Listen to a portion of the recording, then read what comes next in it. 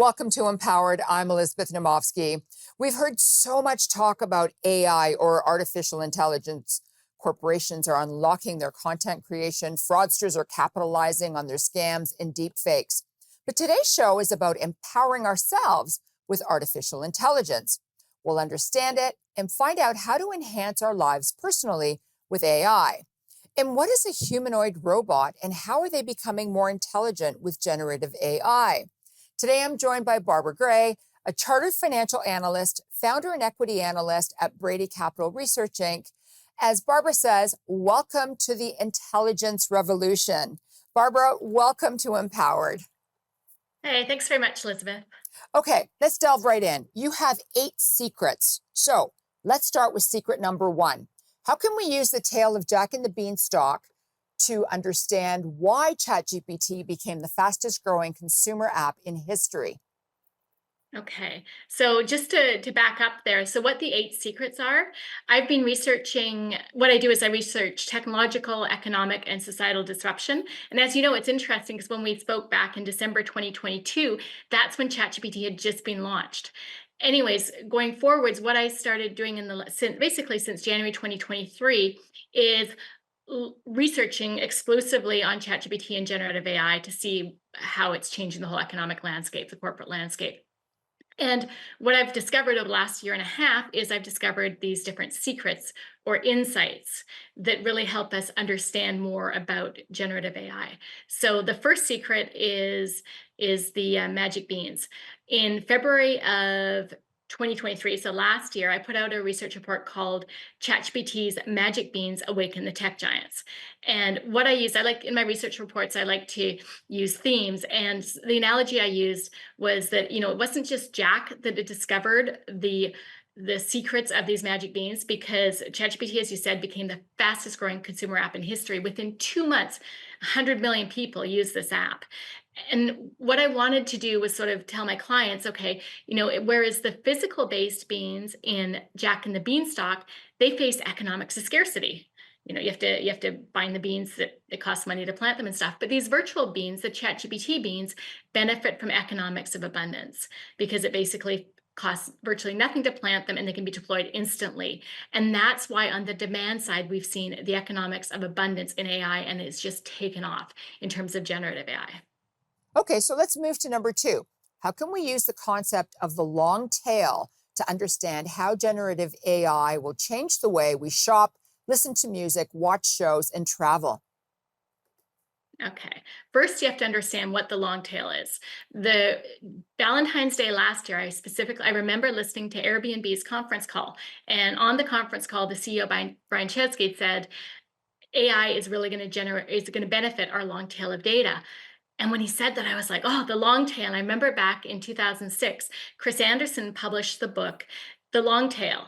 So to explain the concept for you, I'm Gen X. I grew up in the head of the market. It was the age of blockbuster movie hits, of Casey Kasem's top 40 radio hits, of shopping in department stores. My boys, who are now aged 10 and 13, they're growing up in the tail of the market. It's a tale of niches.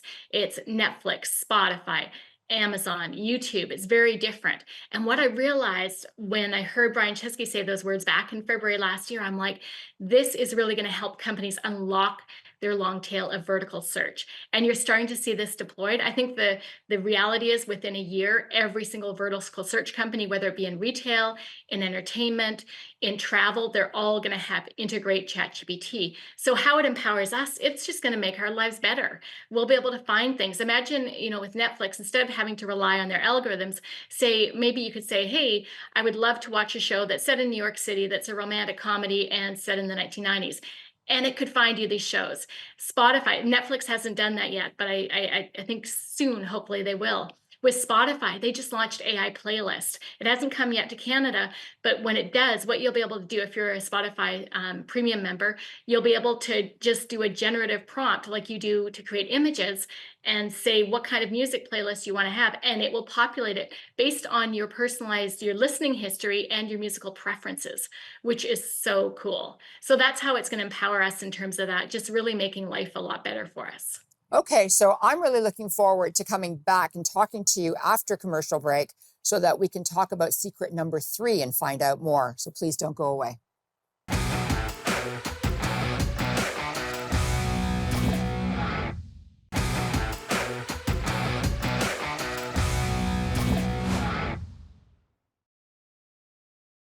Welcome back to Empowered. I'm Elizabeth Naumovski. On today's episode, we're empowering ourselves with artificial intelligence, or AI. So Barbara, let's begin. Secret number 3, how is generative AI leading to the second Napster moment? And what does this mean for artists, musicians in Hollywood? And let's talk about deep fakes and what steps we can take to protect ourselves. Sure. Okay, let's step back. So April last year, that's when a song called Heart on My Sleeve went viral on social media. But the problem was it featured Drake and The Weeknd, but the problem was it wasn't authentic. It was a deep fake. It was done without the consent of either parties. And that's when I realized we were entering what I call the second Napster moment. If you remember, Napster is a digital peer-to-peer file audio filing sharing service. And you had a quick rise and fall from 1999 to 2001. This gave rise to digital music streaming services like Apple Music and Spotify. But what I realized was, this time it wasn't what the first Napster moment did is it democratized the distribution of content. What generative AI is doing, it's democratizing the generation of content. And it's not just musical artists that are being impacted, but all creative content providers. And this is huge. But let's It's move on. huge. Let's. I know it's huge. Yeah. So let's move on to number 4 because I want to get all these 8 in because these secrets are incredible. How did your son's grade 4 field trip to the Britannia Mine Museum make you realize that you were entering a new industrial revolution? Right. So back in May last year, Adam went to Britannia Mines Museum in Squamish, British Columbia, because I'm on the West Coast. And he was telling me about what happened. He said, Mom, he's like, you know what I learned? I learned that 10 men with muck sticks were being replaced by a machine essentially. And I was like, whoa. And I just listened again to Airbnb's conference call, the next conference call, and Brian Chesky was talking about how Airbnb was seeing a 30% improvement in productivity. And that's when I realized, if you think about the first industrial revolution, what that did is that augmented and replaced physical human labor with machines. What we're starting to see now is the augmentation and also the replacement of creative and knowledge workers with generative AI. Okay, number 5. The secret number 5. What is the alchemy of AI? The alchemy of AI is essentially the ability for companies to use generative AI to transform their data into the new gold. And if you think about this in the gold rush context, it's like they're landowners sitting on incredible, valuable mine of intelligence. Okay, so let's go to number 6. What senses of AI did ChatGPT add in September 2023? Yeah. So last year, ChatGPT added an eyes, nose, and a mouth. Not a mouth, sorry, eyes, ears, and eyes, sorry, eyes, ears, and and a mouth. Sorry, to ChatGPT. So it gave you the ability to talk to the app and then also upload photos to it, which is incredibly valuable. So it became a multimodal device, and this is really ushering in what I call the intelligent hardware revolution. Should we be worried? Pardon me? Should we be worried? You know, the intelligent hardware revolution. You're looking at, you know, augmenting a mouth, a nose, a face. You're looking at deep fakes. Should we be worried? About AI, I think we definitely should be worried. Yeah, it's going to disrupt our life. It's a huge societal disruption. There's a lot of negatives in terms of deep fakes, but then there's a lot of positives. I think we'll see a Cambrian explosion in scientific and medical breakthroughs. That's incredibly encouraging. In education and healthcare, where the costs are too high, and we need this help. And if we can augment or replace our healthcare workers, our education workers, that's a good thing because we really need to, this is a good advancement. So it's about 30 seconds to commercial, so I don't want to delve into number 7 just yet. Yeah. But I do want to let people know that, we've got 2 more secrets, and then we're going to talk about personal ways that people can use artificial intelligence to help them, like even with a resume or whatever else is out there to help them with. I have to say, you are one of the most knowledgeable people that I've talked to about this, and I'm really, really excited about delving into it for the next 2 segments. So please don't go away. We'll be right back with more of Barbara Gray.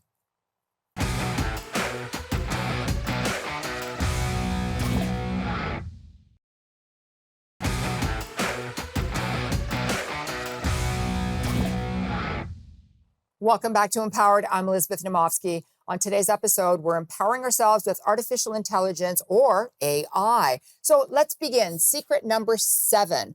What is a humanoid robot, and how are they becoming more intelligent with generative AI?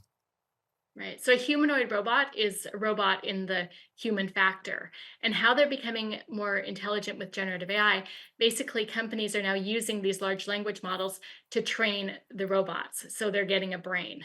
It's pretty fascinating. And the image that you can see there with the robot factory. So Elon Musk, in October last year, he on the conference call, he's the CEO of Tesla, he predicted that at some point the robots are going to manufacture the robots.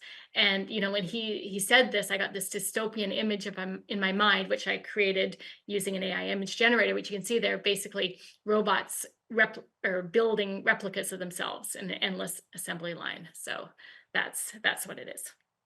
And the final one, number 8. What is an agent, and why will they be the next computing platform? So an agent, so I call it 007 because in the near future, we're all going to have our own agents, just like Her Majesty's Secret Service. And what an agent is, it's the next computing platform. It's basically, but we won't get there until we reach AGI, which stands for Artificial General Intelligence. And that's basically when these large language models become more intelligent than humans. And according to Elon Musk, we're 2 years away from this. According to NVIDIA's CEO Jensen Huang, we're 5 years away.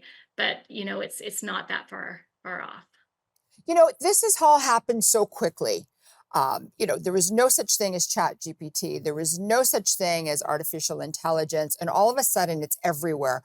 Marketers are using it. As you said, the healthcare system is trying to use it. Corporations, I think, I've heard that some corporations are sitting on the side to see, what they can use and what they can't use.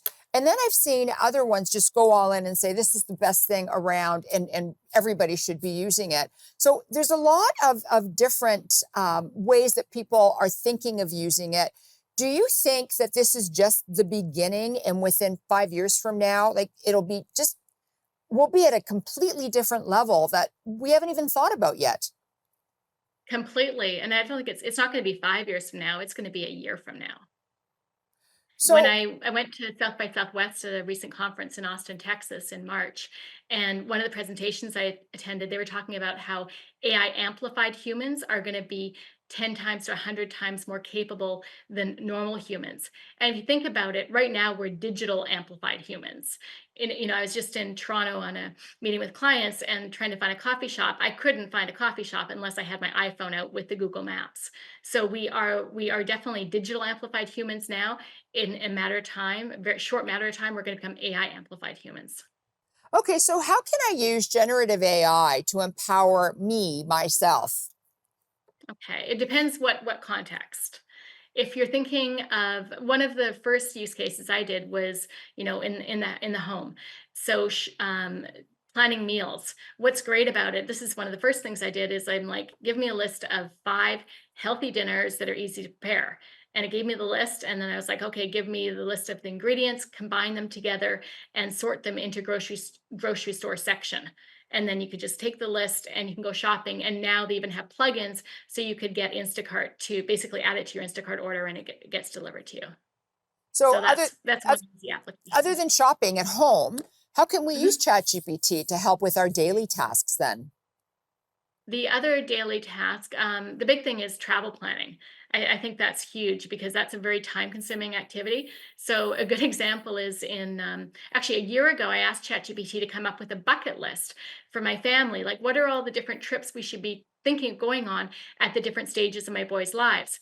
And based on that, one of the suggestions it did was Japan. So I thought, okay, so I put Japan on my bucket list, and for the next for so over the course of last year, I watched airfare prices, which were astronomically expensive.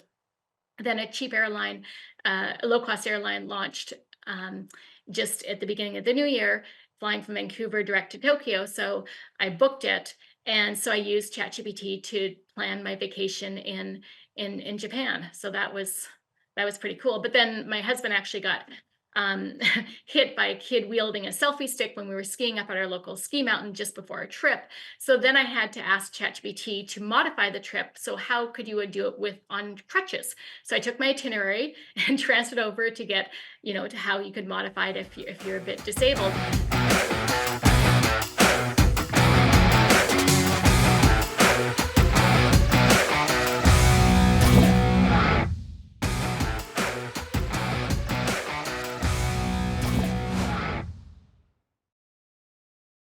Welcome back to Empowered. I'm Elizabeth Naumovski. Today's episode, we're empowering ourselves with artificial intelligence, or AI, with Barbara Gray, founder and equity analyst at Brady Capital Research Inc.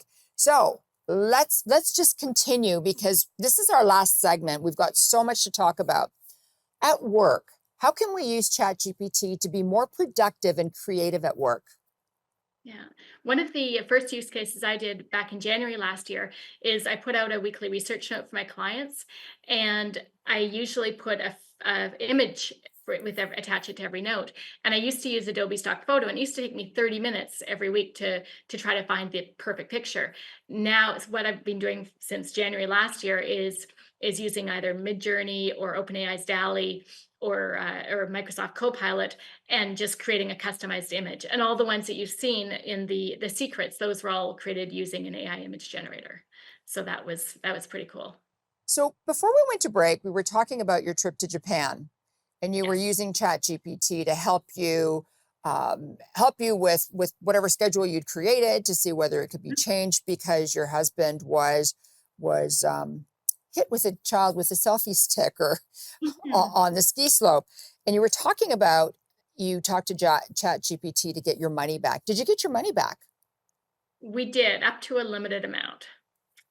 But you know what? It was all happening when I was down in Austin, Texas at this conference, and it would have been too hard to do it if I couldn't just get on my laptop and upload those documents and stuff, because I didn't have time. So it was a lifesaver, and it even actually directed me into who should I ask to speak to, and what should I talk to them about. So it really does empower you. So let's talk about health, because, here you had a situation where your husband had an accident and you couldn't Mhm. travel because of a blood clot. Let's talk about health. How can we use ChatGPT to help us with health issues? Yeah. Well, the one thing you can do is they do have a camera on ChatGPT. So if you have a cut or if you have something wrong, you could take a picture of it and you could ask it for suggestions. The biggest value add I found is if I'm going to go see a doctor and about an issue, I can research that issue first. Instead of using Google, I ask ChatGPT and can dig into it. And I say, give me a list of questions, specific questions that I can ask the doctor about. So you're not going in there just at their mercy. You actually are coming in there educated, and you know specific questions to ask them. Interesting. Because doctors are always saying, stay away from Dr. Google, right? Just come in and Yeah. let them do their job.